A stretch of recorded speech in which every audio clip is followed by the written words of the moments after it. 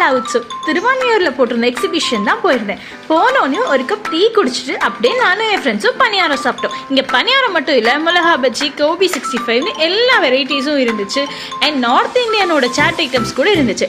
அது மட்டும் இல்லாமல் கேர்ள்ஸ் உங்களுக்கு இங்கே குர்த்திஸ், லேடிஸ் உங்களுக்கு இங்கே காட்டன் சாரீஸ் எல்லாமே சூப்பராக இருந்துச்சு. அண்ட் வீட்டுக்கு தேவையான ஹோம் டெக்கர்ஸ், கிளேலே செஞ்ச தோடு, blouses, short kurtis, long kurtis, with sleeve, without sleeve, இந்த மாதிரி எக்கச்சக்கமான கலெக்ஷன்ஸ் இருந்துச்சு. நீங்கள் இந்த மாதிரி பர்ச்சேஸ் பண்ணணும்னா கண்டிப்பாக இதை விசிட் பண்ணி பாருங்கள். இது ஏப்ரல் 19 வரைக்கும் தான் இருக்குது. அண்ட் அந்த காலத்தோட இந்த காம்பஸ், கிளாக் இந்த மாதிரியும் இருந்துச்சு. அண்ட் செராமிக்கில் செஞ்ச கிளாஸஸ் அண்ட் பிளேட்ஸ் இருந்துச்சு. அண்ட் பர்சஸ், ஹேண்ட்பேக் கலெக்ஷன்ஸ்னு எக்கச்சக்கமான கலெக்ஷன்ஸ் இங்கே இருந்துச்சு.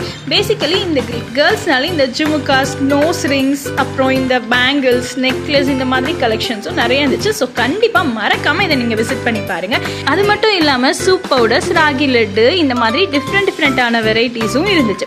ஸோ நீங்கள் இதை மறக்காமல் விசிட் பண்ணி பாருங்கள். அதை முடிச்சுட்டு நாங்கள் அப்படியே சென்னையில் ஃபேமஸான முத்துலட்சுமி மெஸ் தான் போயிருந்தோம். இந்த முத்துலட்சுமி மெஸ்ஸில் போயிட்டு பரோட்டா அண்ட் சிக்கன் கறி சாப்பிட்டுட்டு அப்படியே இங்கேருந்து பில்லை போட்டுட்டு பிஜிக்கு கிளம்பியாச்சு. இந்த மாதிரி நீங்களும் எக்ஸிபிஷன்ஸ் எங்கேயாவது போன எக்ஸ்பீரியன்ஸ் இருந்தால் ஷேர் பண்ணுங்கள். அப்படியே நம்ம பேஜையும் ஃபாலோ பண்ணிக்கோங்க. பாய்.